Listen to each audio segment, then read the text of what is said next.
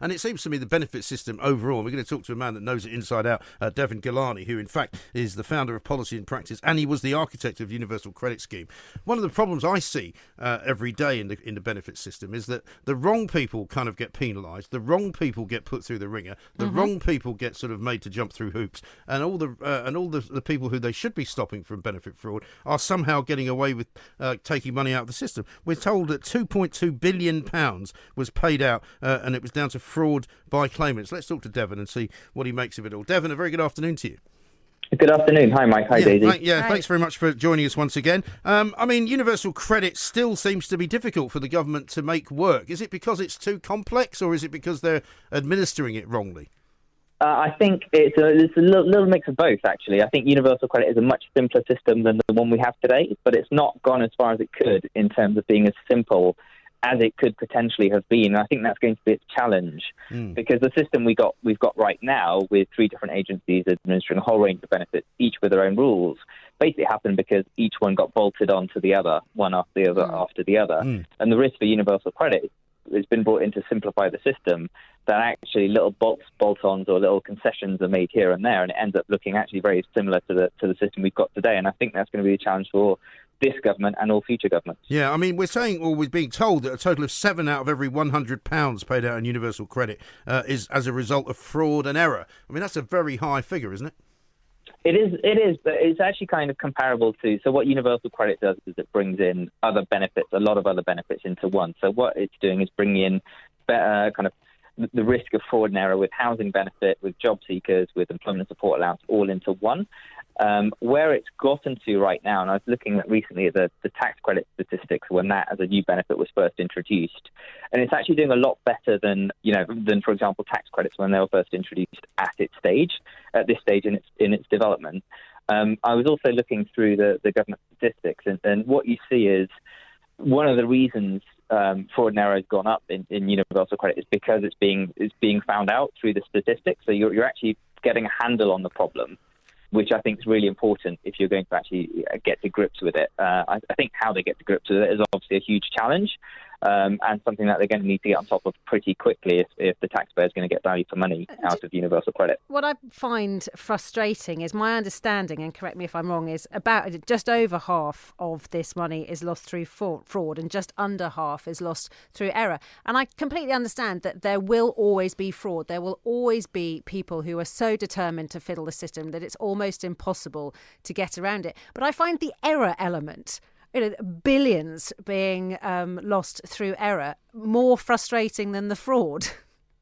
Yeah, well, it's interesting. Fraud seems to have had a bit of a sharp rise since 2015. I think that is because, as I said a moment ago, we're getting a better handle on the problem, and that's because of the attention that we've had on that.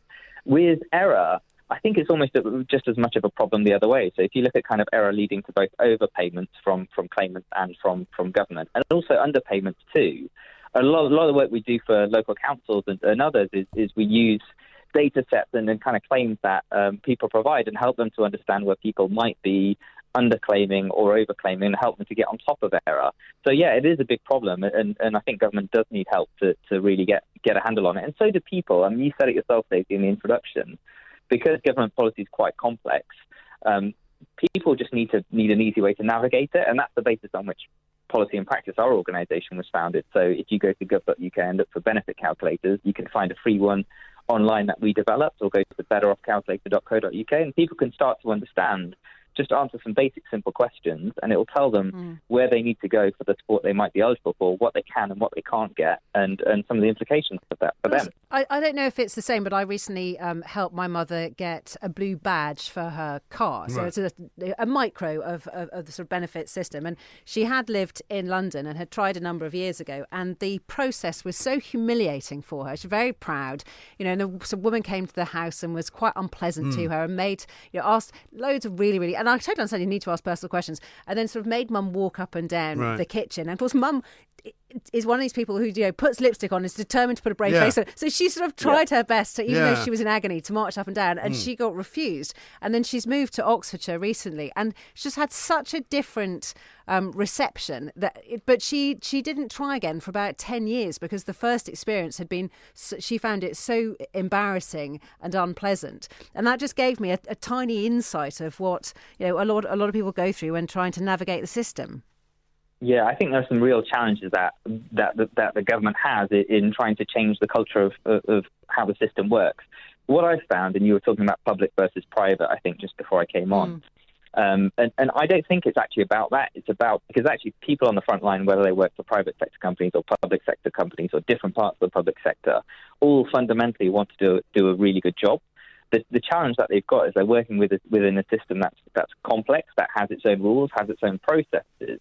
And the number of times I've worked, you know, we spend a lot of time on the front line with different groups of advisors where they, you know, the rules tell them, this was my experience when I got into policy actually as well, you know, the rules tell them that this is what they have to do, this is what they can do, this is what they can't do. And actually sometimes those rules are a little bit too, they don't really allow for enough flexibility or information and the experience of those advisors on the front line to apply a little bit of judgment within some common sense parameters. Yeah, absolutely. And I think that sometimes I think that's all that's missing from the benefit system. And we hear all the time that the Tory government, current Tory government, is, you know, the evil Tory government trying to, you know, take money away from people who deserve it. But, you know, and you're going to say to me, oh, yeah, but this is, I'm sure, a very unusual and isolated case. But there's a guy in the papers today who was a benefit cheat called Abdul Jalil, who was given loaned £25,000 to buy his council house in 2008. I mean, aside from the fact that he was already claiming money that he shouldn't have been claiming, what on earth is the benefits business doing lending money to people to buy houses? Did the loan come from government? I'm surprised at that. That's what it says. Okay, well, yeah, like I said, like you, I'm pretty surprised at that. What I would say is you are going to get fraud within the benefit system. Any system that sort of gives people money, there are going to be people that, and that's been true of the current benefit system. It will be true of universal credit. The challenge is how you get on top of that, and as Daisy said as well, how you minimise errors too. Because if you've got a system that's rife with errors, sometimes you don't know whether that's fraud or just a mistake. And I think just trying to get on top of the system, make it simple for people to understand, make it very clear the information that they need to provide to put evidence forward, and kind of really just making it easy for citizens to engage with which it most definitely isn't. And what about the principle generally, Deven, of tax credit? Because it seems to me that, you know, to give people tax credit is to subsidise, you know, low-paid work effectively, and to have the taxpayer paying, you know, money towards people because companies don't give them enough money for a proper job. Because, I mean, one of the biggest issues of the welfare business, of course, is people who are actually working but who are still claiming benefits as well. Wouldn't it be better to do away with that and sort of force the companies to pay better? I think the core problem here is just the cost of living that we've got in the country. So what you end up doing is you're having to pay people, if they are out of work, quite a lot of money just to get by. So, you know, 10, 15 of the benefit cap is set at £20,000, 23 in London. That's quite a lot of money to be paying people who are out of work. If they were to get a job, you know, a lot of people work for, you know, the jobs they can get might be well below that level. You know, their maximum earnings might be sort of 20,000 or so, a little above the minimum wage. If that were working full time. So, you know, then they're fundamentally not going to be able to earn enough to get by. And that's why you need a system like tax credits or universal credit, which means that for each pound they earn, they get to keep a little bit of it, but the rest of it goes toward making sure that the benefits bill comes down. So that's why we have it. It's because the cost of living in this country is too high. And Deven, where do you stand? This is a completely different question. Where do you stand on universal basic income as a means of replacing sort of all means-tested benefits? Yeah, I can get its attraction. I think it's quite a superficial attraction in some ways. I think universal credit does a lot of what universal basic income sets out to do, but it targets support to those people rather than giving this universal basic income to everyone, to you and I, and, you know, all three of us on this call, as well as those that fundamentally really need it. Universal credit does something very similar, but it targets that support to those that need help the most, those that might have. But I suppose we've been talking about, you know, some policies being overly complicated. Universal basic income is incredibly basic and simple, and it would be simple to administer. And there are some places in the world, like bits of Canada, where it's worked incredibly well at rejuvenating impoverished areas or the jobs market. And then other places, I think Finland tried it for a couple of years and has just ditched it.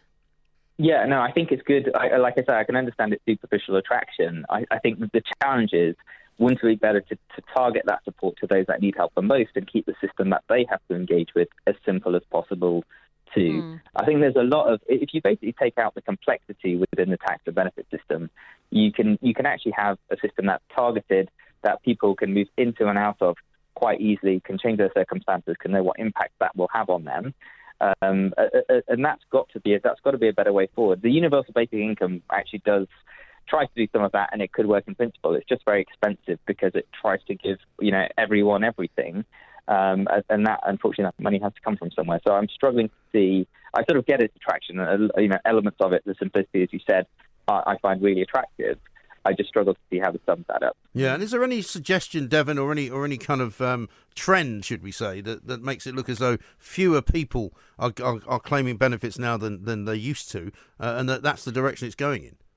Well, employment's incredibly high. If you look at, that's pretty incredible. That's pretty incredible, given pretty much from the recession onwards, employment's been on an upward trend, and when you'd expect it to go in the opposite direction. So I think what that tells us is a lot of people just fundamentally want to work and want to contribute. It's very difficult to see the unemployment rate going any lower than it is today, because it's fundamentally the lowest it's ever been. Yet that sort of seems to continue month on month. So what that says is people really want to work. I think the real challenge is ensuring that work is productive, and people are paid accordingly and effectively have the support they need to get by. And that, for me, is a challenge of cost of living, as I said earlier. If you can bring down the cost of housing in particular, the benefits bill comes down, the benefits of work and kind of what you take home from work, there's room for that to go up too. So I think that's where a lot of the challenges lies is in tackling the cost of living. No, exactly right. Deven, thanks very much indeed. Deven Ghelani there, who is the founder and the architect of the Universal Credit Scheme, saying that, there is always going to be a level of fraud, which you were saying, Daisy, which is true, but it's just a level of mistakes, which is just ridiculous, isn't it? That's what I find frustrating. We know there are always going to be people wanting to fiddle the system, wanting to get more than and a lot of them are getting caught as well. Yeah, exactly. Eventually, But, stupidity on the behalf of the authorities, throwing money down the drain, that really gets my goat. But that's the problem, and I think I'd love to hear from some people out there who are caught up in it, because the universal credit system is meant to simplify everything. I'm not sure that it has. I mean, Deven Ghelani is a fine man, and I'm sure that was his intention, but I'm not sure that it actually is straightforward, largely because of the tax credit system. I think the tax credit system is bonkers. Yeah. He says it's the fault of the cost of living. Well, the cost of living is the cost of living. You can't really argue with that. Things cost what they cost. But, companies paying smaller and smaller amounts of money to people and then being subsidised by the taxpayer is, to me, totally anti-capitalist. It's completely wrong. It's like some kind of socialist state we're living in. But that is one of the arguments, which I don't know